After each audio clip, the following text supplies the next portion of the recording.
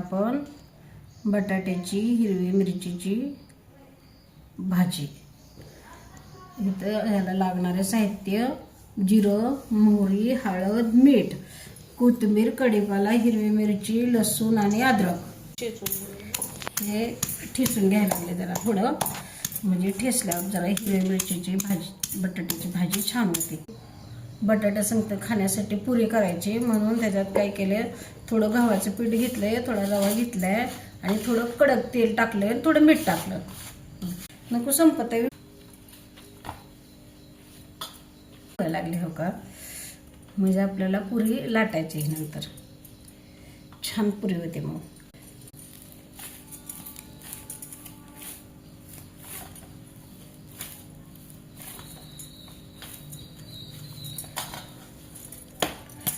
आता 10 मिनिटं भिजू घालून ठेवायचं. आता चांगलं झालं आहे का, मस्त झालं. आता ह्याची पुरी बनवायची. बटाटे जरा कापून घेते, छान भाजी होते. दाखव चिमणी तेल घालूया ह्याच्यात. आता थोडं जास्त घालते जरा.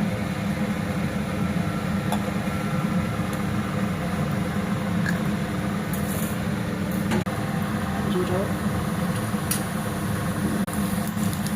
कढीपाला, कोथिंबीर, हिरव्या मिरचीचा ठेचा, हळद आणि मीठ.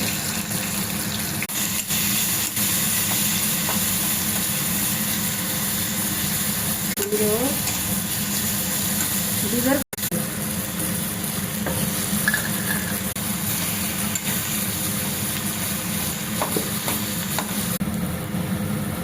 छान बटाटे आता हलवून घेतले. हे थोडं चांगलं भाजू देते. ठीक आहे, त्याच्यात आपण पुरी तळून घ्यायची आपल्याला.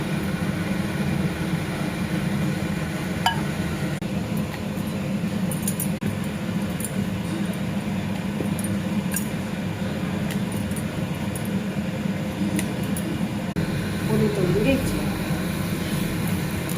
एकच तळून घ्यायची. बघा आता कशी छान तळायला लागते.